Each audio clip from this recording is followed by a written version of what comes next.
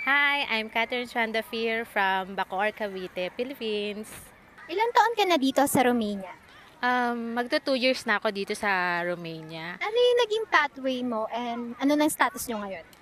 Yung pathway ko, dumaan kami sa family reunification visa and nag-apply kami dito ng temporary resident card. For 5 years yon.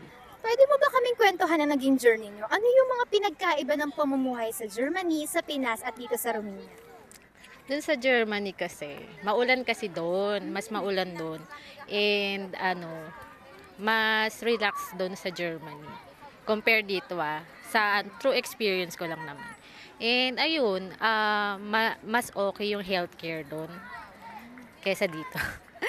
And then, dun sa dito sa Romania, ang gusto ko lang dito, talagang na may 4 seasons dito. So, nai-enjoy mo talaga. Dun kasi sa Germany, kahit summer, maulan pa rin. So, mai-enjoy mo doon. Then, mas maraming playground dito. Tapos, syempre may mga anak ako. So, mas okay yun. Mas malaki yung park, mas may yung playground, mas colorful. Tapos maraming malls dito compare doon.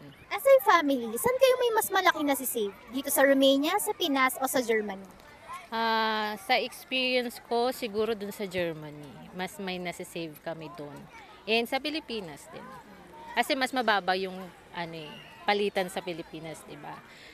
Mas nasa-save kami sa Germany tapos dito sa Pilipinas. Sa Romania, hindi ko pa alam siguro.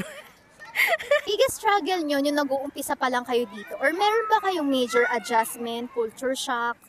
Dito naman, kasi taga dito na yung husband ko eh.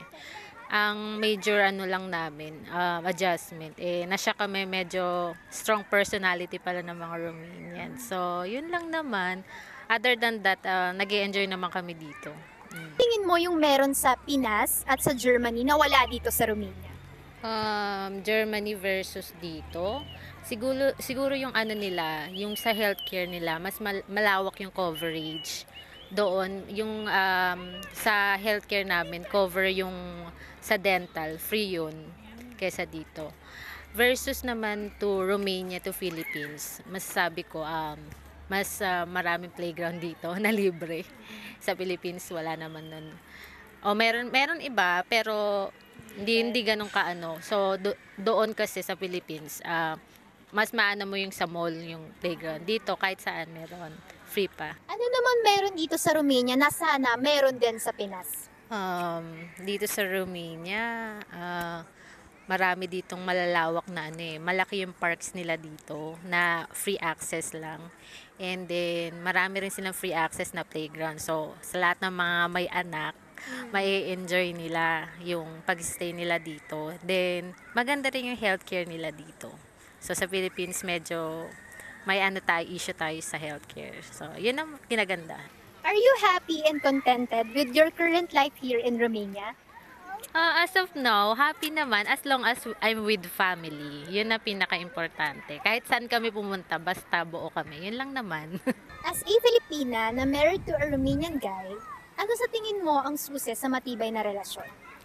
Sa tingin ko, pag sa foreigner, between foreigner and Filipino, mas okay yung matututo kayong mag-adjust kasi magkakaiba kayo ng kultura. So yun, at saka yung open communication, yun ang pinaka-importante. Understanding to each other, yun ang pinaka-importante as a key. If dumating yung time na kailangan nyo na mag-retire, saan yung pipiliin nyo? Sa Pilipinas, dito sa Romania, or sa other country? Sa tingin ko sa Philippines pa rin. Kasi natin yun eh. Bansa natin yun. And syempre, mas okay tumira doon when you're retired.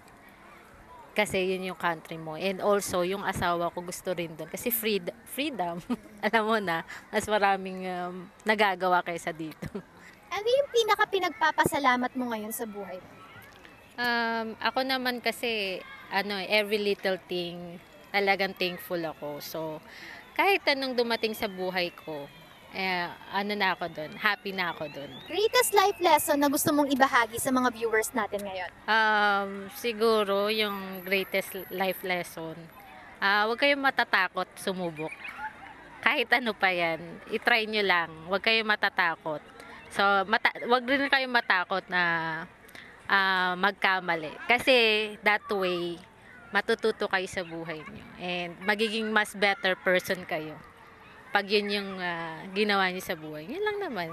Anong mabibigay mong payo sa mga aspiring Filipinos na gustong manirahan, magtrabaho, or mag-aral dito sa Romania? I-try nyo nang mag-apply habang marami pang hiring. Kasi hindi laging may ganun. So, malay nyo, dito na yung ano nyo, yung way nyo na maging successful. Dito na yung bansa. Try nyo lang.